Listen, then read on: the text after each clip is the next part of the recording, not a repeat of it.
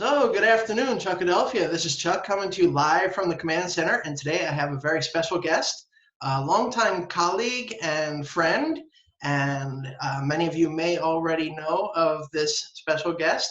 She is the great Miss Lara Cox, who is coming to us from where? Lara, where are you today? I am in Columbia, Missouri, in the very middle of the United States today. Columbia, Missouri. Very good. And how's the weather there today? What season are you in? Well, we are just beginning spring, it feels like. We had a few days where it was kind of cold and rainy this week. It even got a little bit below freezing, and now the sun is finally back out. So today it's sunny and it's warm, and I've been outside working in the garden. You can see my garden overalls. Yeah. And doing some You have a few leaves hanging in your hair. Yeah. Oh, Yeah. Yeah. Very cool. Now, the last time I saw you in person was in September 2018. Okay. And so could you give us a quick overview of what you have done since that time? Yeah. So I finished out that year working as an English teacher at Fulbright in Quito. And then after that, I moved to the Galapagos to an island called San Cristobal. And I taught there for 1 year. So I was teaching at a university, and I was teaching university students, but I was also teaching community classes, so adults all the way down to like 5-year-olds, 6-year-olds. Now, the thing that's interesting about you, one of the many things that's interesting about you is how young you were when you left the United States to go to Ecuador to take on that challenge of living in another culture. How old were you when you left the United States for the first time to take on that challenge? I think I was 22. I had 22. just graduated college. Mhm. And then about a month later, I moved down to Ecuador, and Chuck picked me up from the airport. Yeah, yes, I did. Very cool. Yeah, and I remember that. I remember, and I think we swung by someone's apartment, Jen's, right, or something like Yeah, that. we Yeah. had Jen with Uh-huh. us too. Yeah. Very cool. And then right from the start, I knew how great of a teacher you were, and it was great to have you on board, and to see you develop over that time. And I'm very impressed with how well you were able to pick up the challenges of moving to another culture and really adapt really well to it. What do you think was the hardest thing to adapt to at first? Good question. Well, first, I think it was a bit easier for me because when I was 17, 18 for my last year of high school, I did an exchange in Switzerland. Mm.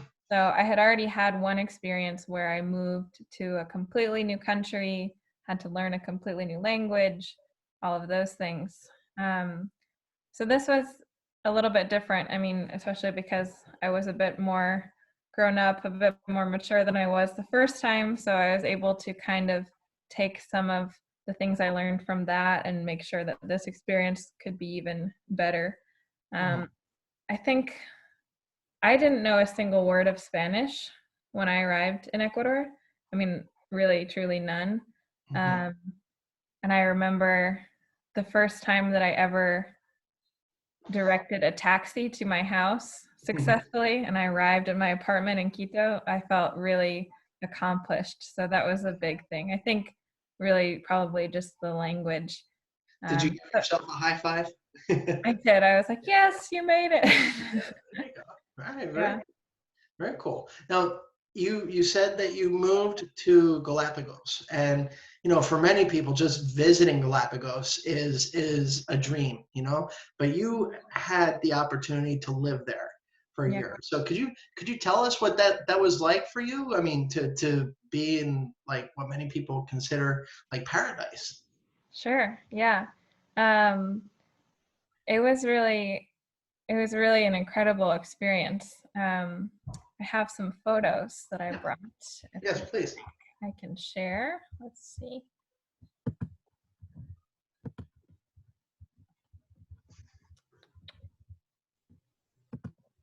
Okay. So you should be able to see. Can you see now? Yes. Mm-hmm. Okay. This is one of my favorite beaches. It's called Punta Carona. Okay. This was about a 5-minute walk from the university where I was teaching and where I was staying.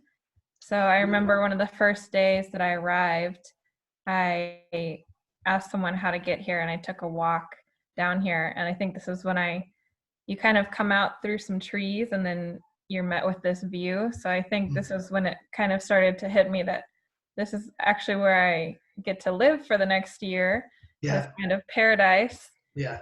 But Now, now, out of curiosity, is it possible to go swimming in that area? yeah, this is, um, there are, I would say like 3 good swimming beaches on my island, 4 if you count one that's a little bit further away. But this was one that was really common because it was maybe a 10-minute walk from the town center. So you could swim in here. There were also usually tons of sea lions. So sometimes you had to kind of share space with the sea lions and the iguanas. No sharks? I never saw a shark here. There were a lot of sea turtles, a lot of fish, and a lot of the other places for swimming, I did see sharks. And I also learned how to scuba dive here. Wow. So Are you certified now?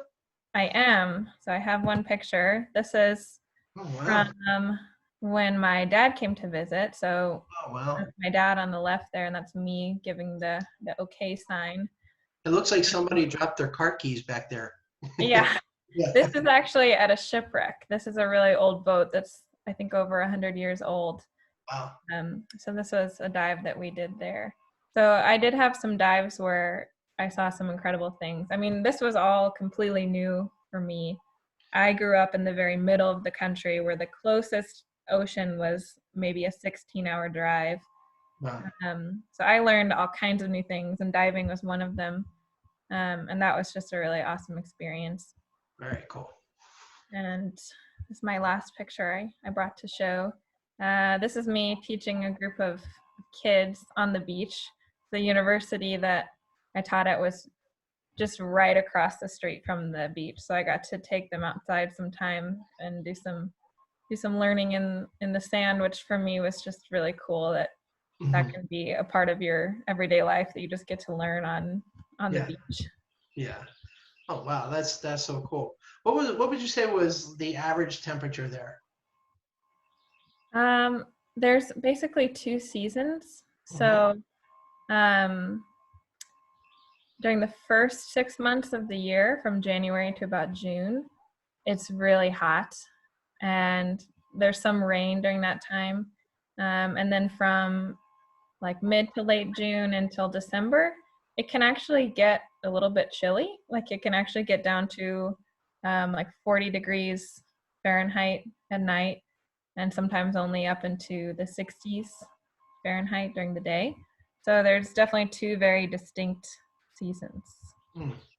Okay, that's very cool. It looks beautiful. And overall, you said you worked with the University San Francisco out there, right? San Francisco. Yes, University of San Francisco. And the community center there. Yeah. So because it was really only it was the only secondary education institution on any of the islands in the Galapagos. So because of that, we had access to a lot of resources that other schools and things did not have. So we were able to order large quantities of books and things like that, which made it easy for us to give classes. And the classes were at a really affordable rate. They essentially just covered the books and our time. Yeah. What do you think was the best thing you did out there? Ooh, wow, that's a hard one. I really loved working with the students there because they were super motivated, because most of their jobs pretty much relied on tourism. I mean, tourism is the main economy there, and they knew that if they couldn't learn English well, they weren't going to be able to make a lot of money, or they weren't going to be able to excel very much in their careers. So they were really motivated to learn English. They were great. I think outside of that, I had one dive that was incredible, and it was when my dad was visiting because he's also a scuba diver, and we weren't seeing very much, and the visibility in the water was pretty bad.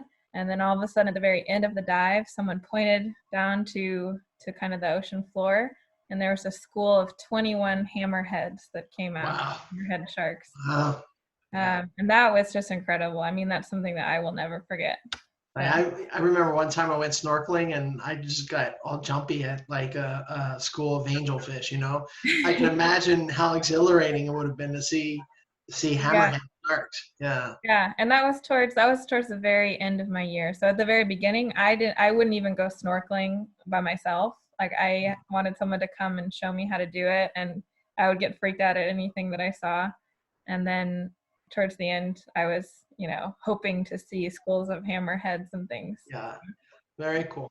And what advice would you give anybody that's interested in going to Galapagos? Like what would you say is the best time of year to go? And what, aside from your favorite beach there, what are some other things they should do? Yeah, that's a good question. I would say, first of all, a lot of people make the mistake of thinking that they can only go if you book a giant tour or if you go on a cruise, and that's not true. You can do it completely by yourself and stay in hostels and stay in hotels, and the hostels are really affordable. So a lot of people think Galapagos is really unaffordable. It's really not. It just depends on how you do it.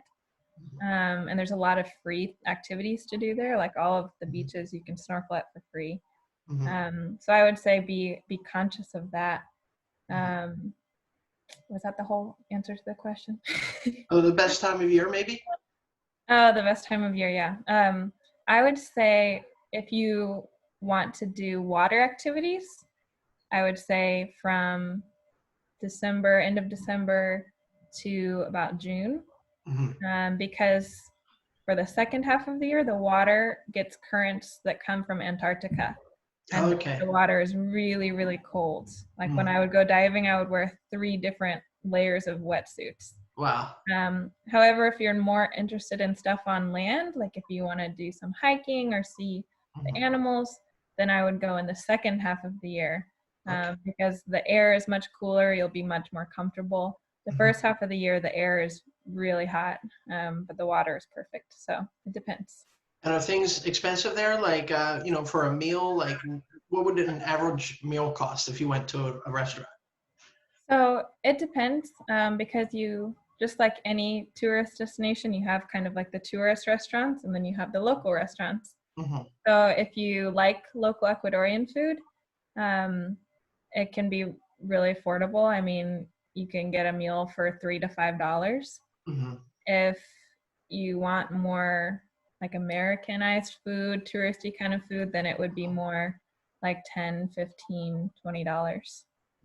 Okay, very cool. Do you anticipate going back anytime soon?